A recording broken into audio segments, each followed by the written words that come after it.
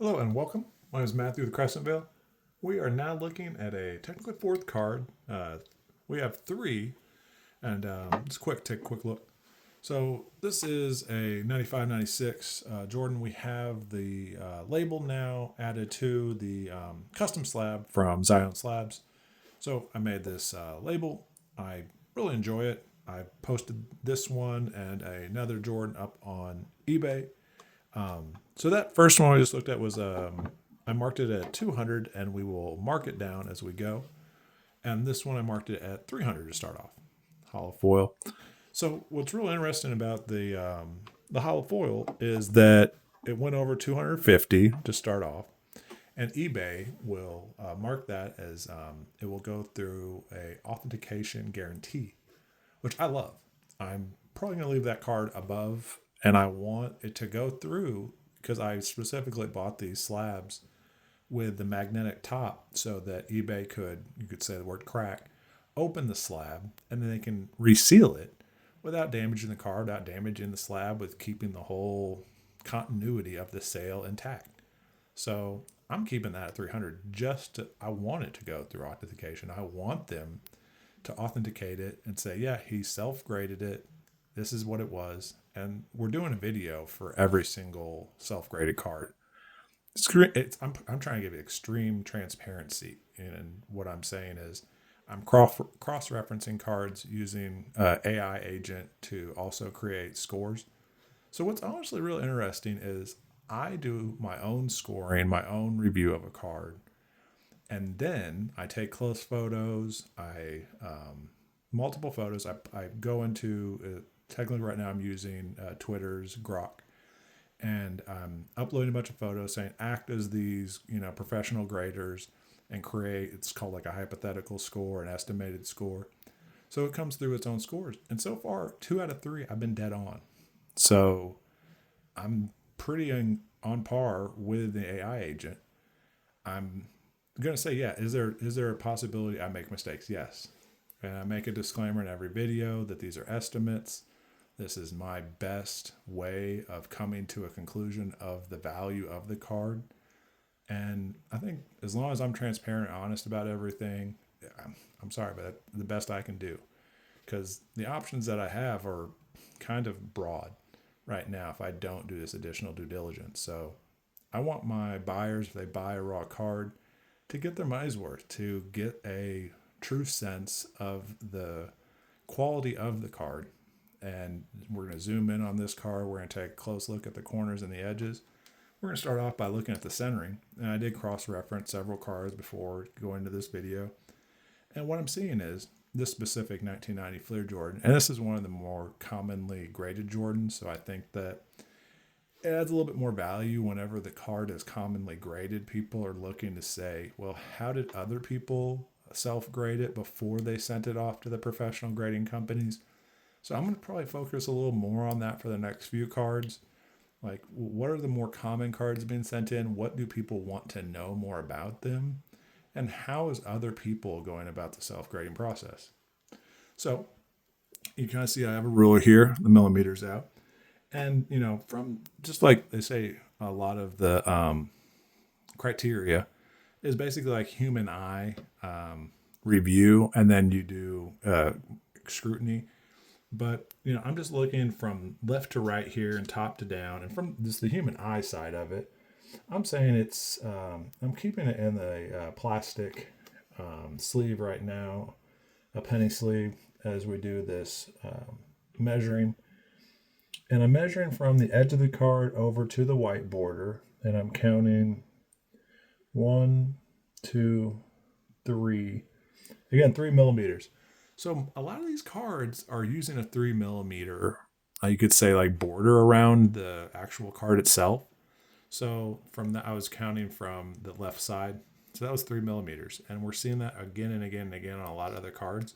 And if they want to make that a standard, that would be great. And then this card has what I would consider like really easy, definable anchor points. And this blue border that goes around here that we're counting, it's a really clear anchor point. So again, 3 millimeters. And we'll even start to discuss, is there a fraction of a millimeter going into some of this? So we kind of tried to do our best to align with the, I would say, the edge of the blue line, not the middle, not the end of it, but, and I'm going to zoom in so that you also kind of see. And I apologize about the zooms. Still getting good at this. But you can kind of see here, I'm doing my best to get the edge of the blue line to the edge of the card. We could move this up a little bit. I don't know if you can see it with the angle. Let me try to rotate to best serve the audience. And the reason why I'm focused on this so much is the centering to this is, I don't want to say always an issue, but can be consistently an issue. So I don't know if you can see that. Like, I am, what I would like to say, in the angle of the camera, maybe this will help a little bit. The angle of the camera, I'm trying to see if it's a fraction of a millimeter, or if I'm dead on at 3. And 1, 2, 3. I'm sorry, but that's dead on. That's not a fraction of a millimeter. That's as close as I can get for you, from left to right being the same. Now this top down, I don't think this is going to be a full 3 millimeters, the bottom or the top, but let's go ahead and see. This is maybe 3. Let's go ahead and I'll try to show you in the camera. So that's more 2, isn't it? Maybe 2.5. Let me try to get that a little better. That's closer to 3 now. And again, I don't know if the angles are really best serving you, the audience. I think a lot of people are interested in this. I know I am. As a hobby enthusiast, you want to grade your cards. You want to be able to increase the value on them. And then what I would like to do is best, I don't say, serve my audience with how I'm doing it. You can see right there, it's 3 millimeters.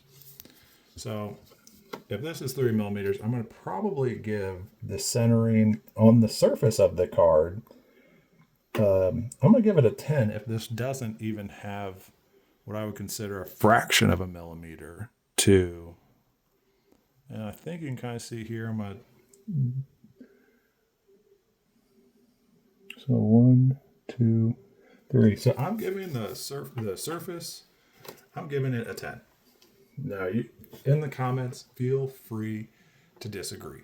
And I think that's where we can have more of a discussion on, hey, I was self-grading my stuff. I got 3 millimeters across on the front. I still got a 9.5 or a 9. And I'm like, why? That's going to be my question I'm raising. Why did you get a 9.5 on the centering if it's clear 3 millimeters for each of the, call it left, right, top, bottom centering? Now, when I guess my eye and where I've seen the back of this card, left to right, is next to here, from here to here, and then also from here to here. It's like a black, almost gray, dark gray. I'm interested, is that lining up for my anchor points on left to right? Because there's not too many other anchor points that I can really use in this situation. I don't know if that's 3 again. If it is, that's great. I'll keep it honest. And also try to best serve the audience by showing what I'm seeing.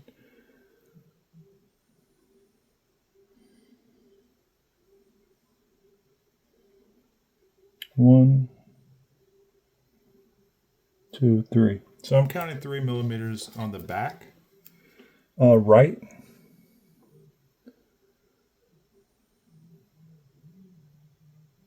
And I'll be honest if I see, and let me, keep me honest in the video if you see a fraction of a millimeter.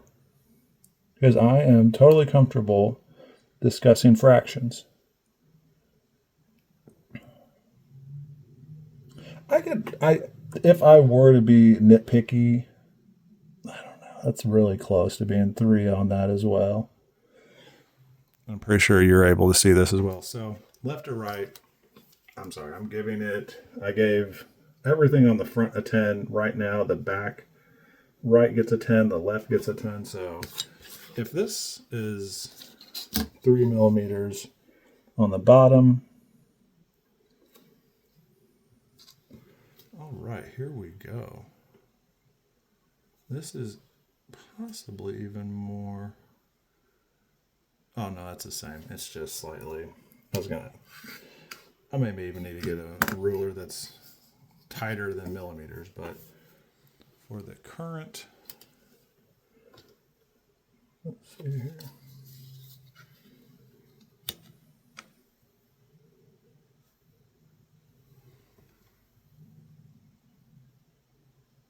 One, two, three. So I'm going to be giving the centering on this card a 10. And this is the first 10 I have issued as far as any subgrade. 10. So centering overall 10. We measured front and back. We measured left and right, top and bottom. The first subgrade out of 4 cards has gotten a 10. And that's speaking to my scrutiny that I'm providing for myself, because I want everybody to understand it's not just a free ride. It's actually a very scrutinous ride.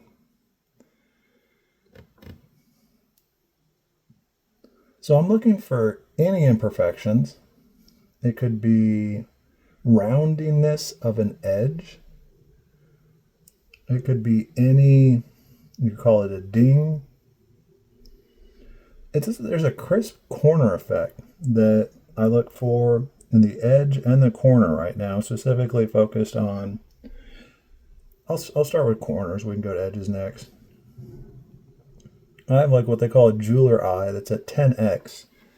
And, I may be getting a microscope soon that goes to 100 and 1000x, because let's just increase the scrutiny. Why not? So I'm already seeing a little imperfections on the edges, but not the corners. So I can already start to tell myself, like, your edges are not perfect, Matt. You're not getting a 10 on the edges. And to be honest, that's completely comfortable. I will say that the corners are, I almost want to put it in the pristine category. It's 9.5 to 10 for each of these. I'm not seeing many flaws at all. Because I bought these cards directly out of a box. So this didn't even come from a second seller. This is me buying directly from the box, saving these cards for years in protective cases. So these corners are in between a 9.5 and a 10. And I know my edges is a 9.5. So this card is really on the verge of either a 9.5 or a 10. And when I look at the other, I don't know if I've seen too many 10s of this card. I will say that the surface of it's going to probably, because if you look at the back of this card and you look at other cards, like, I would like to think that this surface is perfect, but just the way I've seen some of the other cards printed, I actually enjoy whenever the colors are more pronounced. And then there's times where I've seen this card where you could say like the ink was slightly less and less pronounced than other inks. So if you want to consider the card's quality based on the ink that it was printed with, I would say the surface, I'm going to say for the corners, we're going to go in between 9.5 and 10. And I'm trying to really be scrutinous, so I'm going to say 9.5. Edges overall 9.5, and we can take a look at the back edges too before we make that final determination.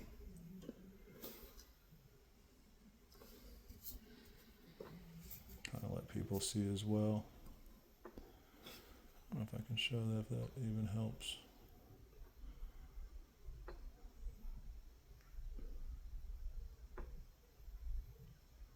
Not as much when I'm magnifying with the smartphone. I apologize. Pretty much one magnification or the other. But I'll say 9.5.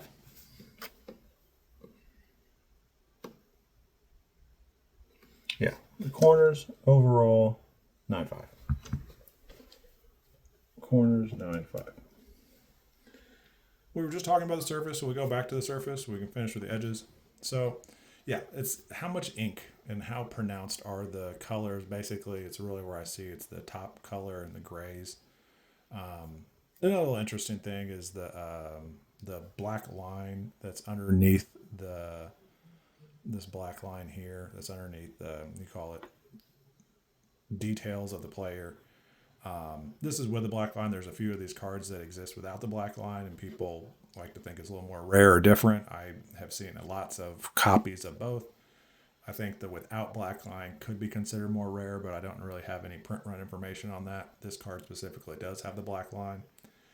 But, when I think about the surface to this, I'll tell you one thing that will for sure, and I think I've talked about this in another video. There is it's almost like around here, there is like almost a bubble that it has created on some of the prints on the cards, and it's like kind of got this, and I've seen them get 10s, and it drives me up the wall that there was several cards graded a 10. I won't say which company, but it's where around this red border right here, it's almost like a air bubble while it was printing, and it's not on a lot of copies. It's probably on a good percentage of them. But I would immediately mark down the surface on that. I'm just right now being as picky about the quality of the ink, which I don't even know how many people really go into that level of detail. If they do, that's great. But if I were to say the surface of this card, I can't find any other imperfections on it. Again, it's in between a 9.5 and a 10. But again, I don't want to really like sell a card to somebody as a 10 and then them definitely have the, what would you say, expectation to cross over at a 10. I like a little bit of, you could say, honesty. And this is actually, I really like zooming in on this and seeing the surface of this card. We're right now checking the surface for any imperfections.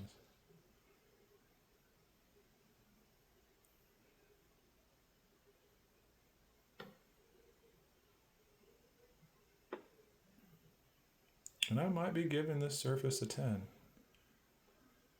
Let me see this.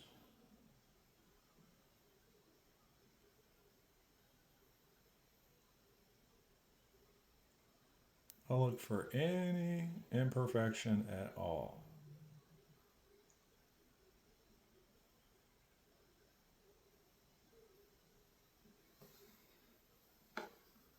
So I'm going to give the surface a 10. Well, we already been looking at the back. We can look underneath a little bit higher level of magnification. See if we find any flaws, what we're really looking for.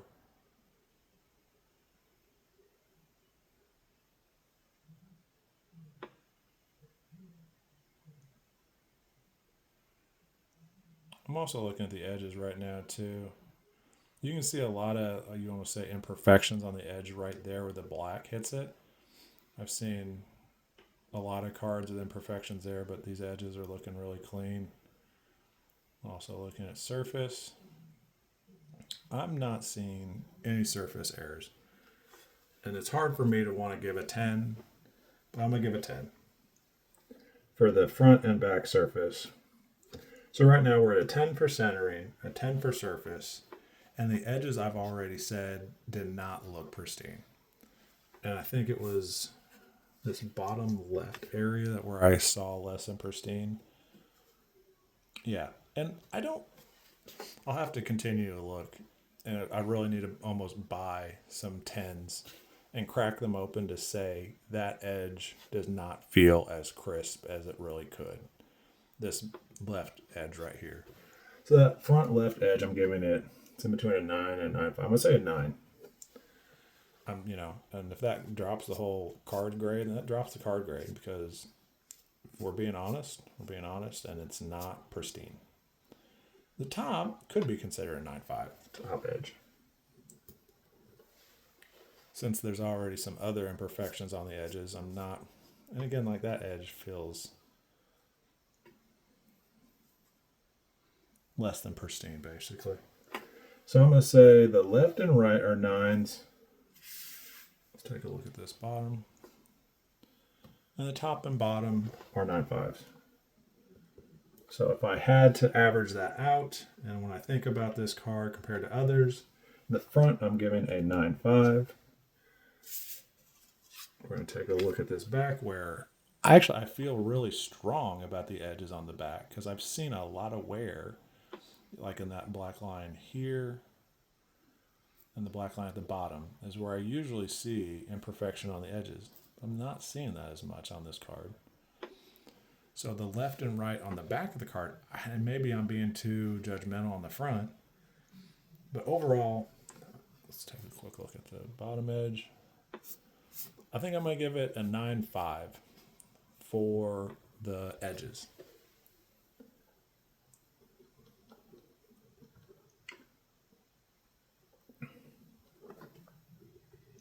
Now the difficult way to really break this down, we have 2 10s and 2 9.5s. I believe Beckett won't round up to a 10 unless there's like 3 10s and 1 9.5 is the only way Beckett will up. I'm taking the average of everything. And if you were to take 2 10s and 2 9.5s and average that out, 2 9.5s, 2 10s. I think it would be like 9.75, right? So what would that be? 9.5, 9.5. That would be 18, 19. 19 for those two.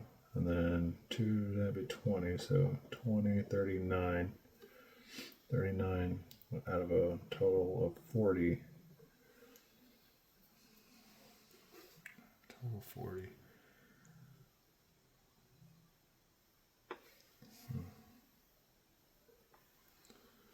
So I guess my thought process here is it's in between a 9.5 and a 10. And because I want to be fair, and it's still one of my earlier cards that I'm grading, this is only now the 4th one, I might just go ahead and give it an overall of a 9.5. And I think that's being fair, it's being honest, and it's probably where I'm going to land. So 9.5 total for the overall score, but I think you could argue that it is a 10. So thank you for watching. Hit the camera one time, but I think we'll be all right. Everybody, you have a good day, and continue to check back for more videos.